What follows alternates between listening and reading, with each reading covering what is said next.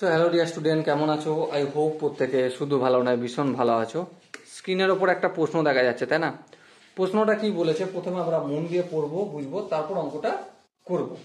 কি বলা আছে দেখো, সাইন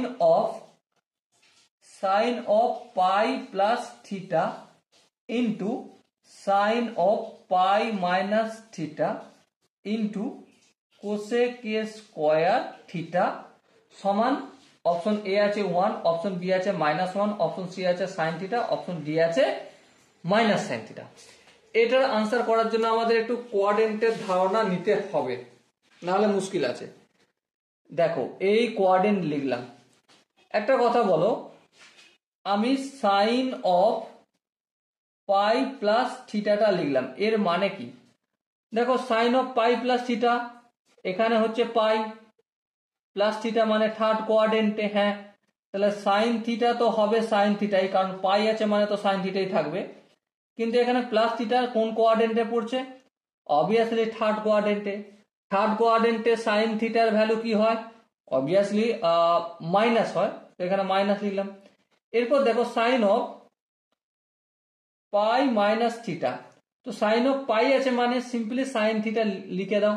কিন্তু প্লাস হবে কি মাইনাস হবে? পাই মাইনাস থিটা মানে কি সেকেন্ড কোয়াড্রেন্টে পড়ছে।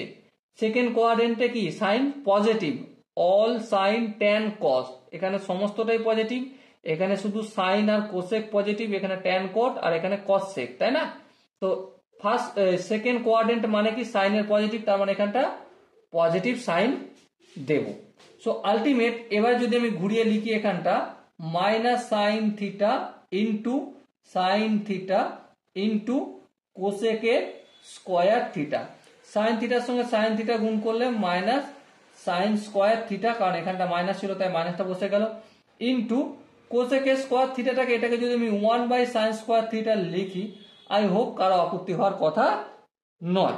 তো দেখো এখানে উপরে সাইন স্কোয়ার থিটা, নিচে সাইন স্কোয়ার থিটা কেটে গেল, সো আনসার আসলো -1। এবার এখানের মধ্যে যে অপশনগুলো ছিল তার মধ্যে অপশন বি হবে আমাদের সঠিক আনসার।